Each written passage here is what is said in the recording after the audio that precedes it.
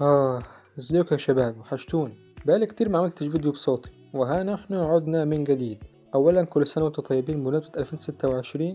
وثانيا طبعا احنا أكيد شفنا أنمي بلو لوك، سواء الجزء الأول أو التاني. لو ما شفتوش روح اتفرج عليه عشان ده أنمي جامد جدا. وتعالى كمل الفيديو. وقفنا في أنمي بلو لوك عند فوز بلو لوك على منتخب اليابان تحت 20 سنة، وبكده مشروع بلو لوك بقى مشروع رسمي ومعترف بيه في اليابان. والأنمي بيخلص على كده. تقريبا محدش عارف الجزء التالت هينزل امتى، بس هو عموما بيقولوا هينزل في 2026، وعشان كده اتجهت للمانجا عشان اعرف ايه باقي الحكاية. وباقي الحكاية بيقول ان ابطال بلو لوك بعد الماتش اللي لعبوه ضد اليابان قرر المشروع يديهم وقت يريحوا فيه ويستمتعوا بالفسحة بتاعتهم ويريحوا اعصابهم لحد ما تيجي الخطوة اللي بعد كده. وفعلا بيجي على تليفون كل واحد منهم ان مشروع بلو لوك عامل لهم فترة معاش في اكبر فرق ودوريات العالم تحت مسمى دوري ايجو الجديد، وكل واحد يختار الدوري والفريق اللي يناسب طريقة لعبه وأسلوبه عشان يحتكوا بلعبة محترفة ومستوى عالي. وبعدها المشروع يختار أحسن 23 لاعب عشان يمثلوا اليابان في بطولة كأس العالم تحت 20 سنة. ومن هنا جت فكرة الفيديو بتاع النهاردة. فأنا دلوقتي هتكلم وأحلل كل فريق اختاروا أبطالنا، وهتكلم عنه هل فعلا الفرقة دي هتناسب كل واحد منهم وهيطوروا فيها ولا لأ. يلا بينا.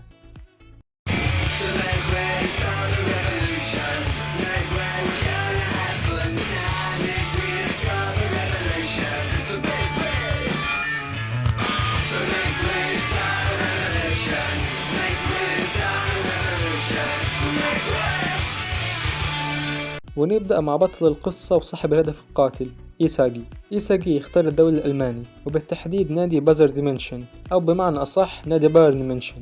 اللي اتفرج على الأنمي هيعرف إن إيساجي من أشطر اللاعبين في قراية الملعب ودراسة التحركات وتوزيع اللعب مع زمايله، وإمتى يعمل باص سحري يتسجل منه جون وإمتى هو بنفسه اللي يسجل الهدف. ده غير رؤيته القوية وكشف الملعب اللي بيعمله. وكل المميزات دي تخلي إيساجي يلعب خط نص مهاجم أو مهاجم تاني، ودوره في الملعب بيكون صناعة اللعب، المرونة التكتيكية، الربط بين الهجوم والدفاع، وطبعا تسجيل الأهداف. وده مناسب جدا في الدوري الألماني اللي بيتميز بالمرونة التكتيكية العالية والمهارة الهجومية، وزي أسلوب اللعب الهجومي والتحولات السريعة. وعشان كده بنلاحظ إن معظم الفرق في الدوري الألماني بتلعب بخطة 4-2-3-1 أو 4-3-3، زي بايرن ميونخ، بروسيا دورتموند، بايرن ليفركوزن، وأندرلخت فرانكفورت. فأظن إن ده اختيار موفق لإساجي ومستوى عالي هيتطور فيه قدام.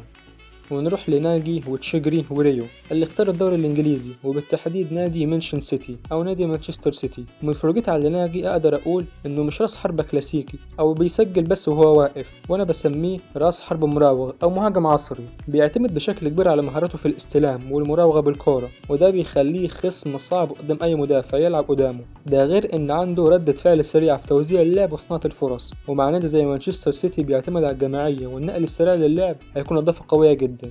ونروح لريو. ريو ما يختلفش كتير عن ناجي، تقريبا نفس اسلوب اللعب الهادي، ده غير المهارة الدفاعية اللي عنده وتكيفه مع اي مهاجم يلعب قصاده، وده اللي بيميزه عن غيره في الدفاع. ده غير بداية الهجمة من تحت، او يعني بمعنى اصح البيلد اب اللي بيعمله بشكل كويس، وقدرته على تسجيل الاهداف والتفاهم من اللي بينه وبين ناجي اللي بيخليهم قوة كبيرة في الملعب. أما بقى تشيجري اللي بيميزه سرعته الكبيرة على طرف الملعب وإيجابيته الكبيرة على المرمى سواء بالصناعة أو بالتسجيل، وده اللي بسميه جناح غزير الإنتاج أو جناح حر، يعني يديك كورة ومساحة يجري فيها وملكش دعوة بعد كده. الثلاثي ده اللي يتجمع مع بعض في فريق واحد منظم زي السيتي في أقوى دوري في العالم هتلاقي فريق مرعب هجوميا ودفاعيا.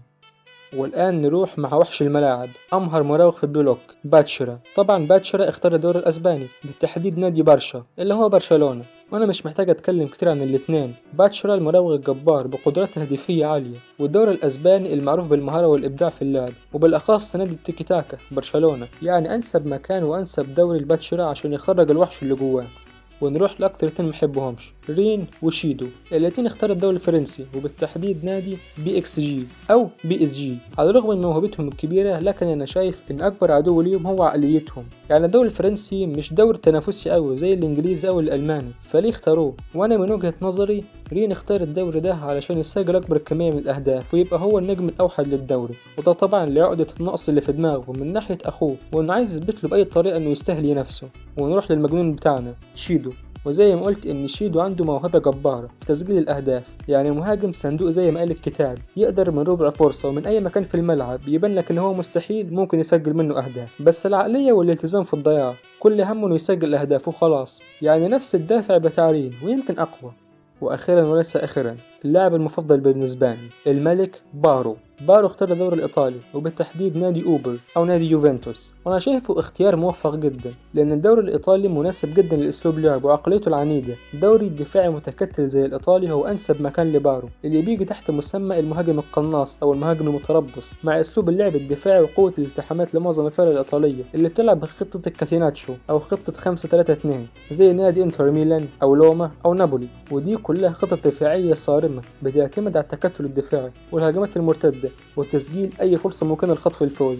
ودي أكبر ميزة عند بارو اللي بيفضل مستني ومركز على الفرصة اللي هتجيله واللي هيسجل منها هدف، فدي بيئة تساعد بارو على التطور والاحتراف. وبكده نكون خلصنا كل اللعيبة المميزة في البلوك وعرفنا مميزاتهم ورحلتهم الجديدة وإيه اللي مستنيهم. ودي تكون نهاية الفيديو، ومتنسوش تعملوا لايك وتشتركوا في القناة وتقولوا لي متوقعين مين ينجح مع فريقه ويروح منتخب اليابان ومين لأ. وبس كده، كان معكم أحمد، سلام.